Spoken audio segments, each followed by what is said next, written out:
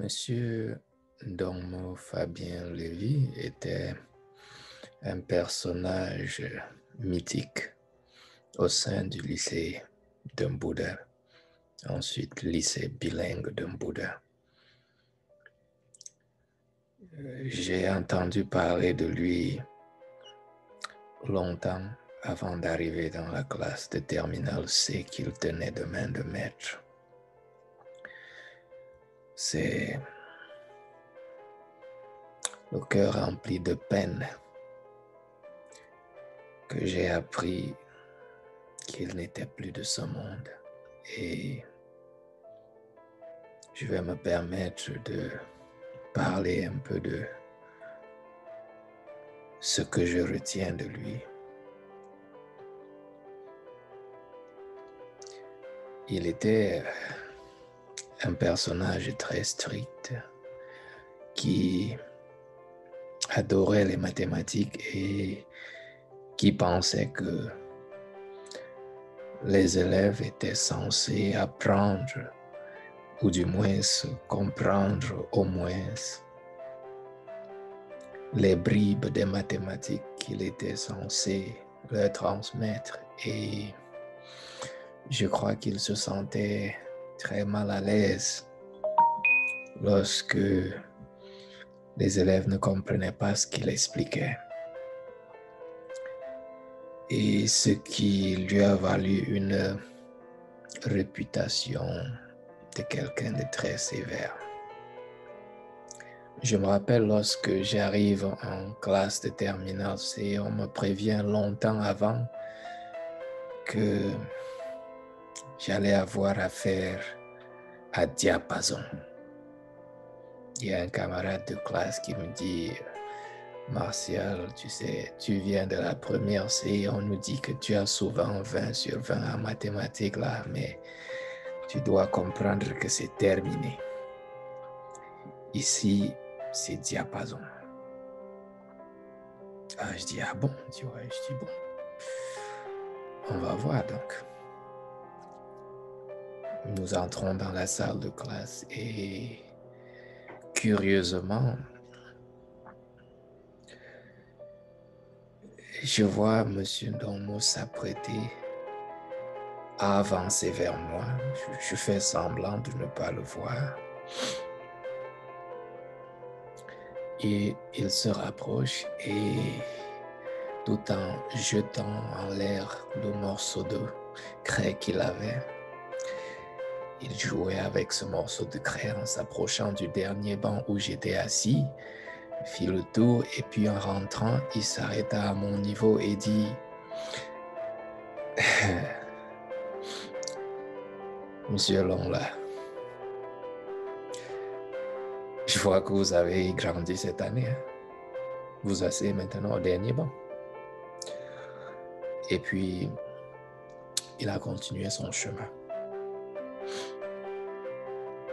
Ce qui est certain, c'est que le lendemain, j'étais retourné au premier banc où j'avais l'habitude de m'asseoir. Cette scène m'a fait comprendre qu'il avait des informations et qu'il suivait les élèves, même lorsqu'ils n'étaient pas les siens. Il savait qui faisait quoi au sein du lycée, du moins dans les classes scientifiques. Au premier devoir des mathématiques qu'il nous a offert, les notes étaient catastrophiques. Et lorsqu'il remettait les épreuves, les feuilles en classe, les élèves étaient tous très calmes. Et on attendait impatiemment de voir quelle serait la note de Martial. Et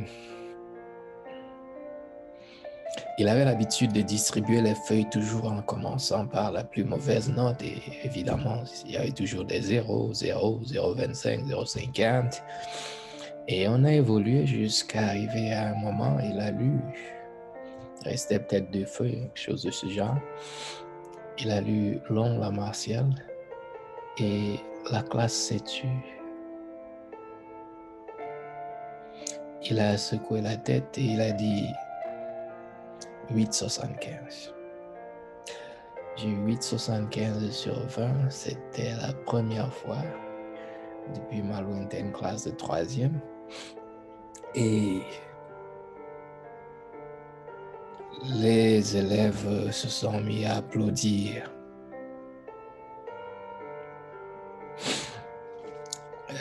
Monsieur Nomo a demandé à l'un des élèves pourquoi il était si content et l'élève a répondu: si j'arrive chez moi et qu'on me demande quelle note j'ai eu en maths, je dirais que même l'ongle n'a pas eu la moyenne.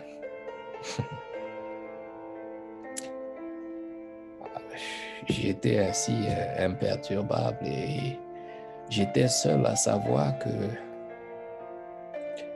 je viens d'apprendre une leçon. J'étais devenu si confiant en mes capacités que je prenais à la légère toutes choses qu'on me donnait en classe. Je ne regardais même pas l'épreuve avant de commencer à la résoudre. Alors, ce qui s'est passé est que nous avions une épreuve sur 2 côtés de la même feuille et je n'avais pas tourné l'épreuve. J'ai traité un côté de la feuille et j'ai passé mon temps à vérifier mon travail. Et lorsque je me suis rendu compte qu'il y avait des questions au verso de l'épreuve, il n'y avait plus le temps pour répondre à ces questions. Donc, je savais que j'allais avoir la sous-moyenne.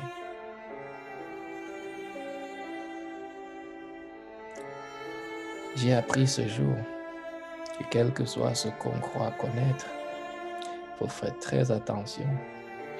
Il faut toujours se préparer. Il faut toujours lire attentivement l'épreuve avant de se mettre à résoudre. Et certainement, j'ai bénéficié de cela par la suite lorsque Diapason était appelé à nous quitter pour rejoindre Prof Sam où il était devenu inspecteur provincial. Nous avons organisé une cérémonie pour lui dire au revoir. Certains les larmes aux yeux et nous sommes retournés continuer. Nous avions eu la chance d'avoir un autre professeur avec lequel on a terminé l'année en beauté aussi.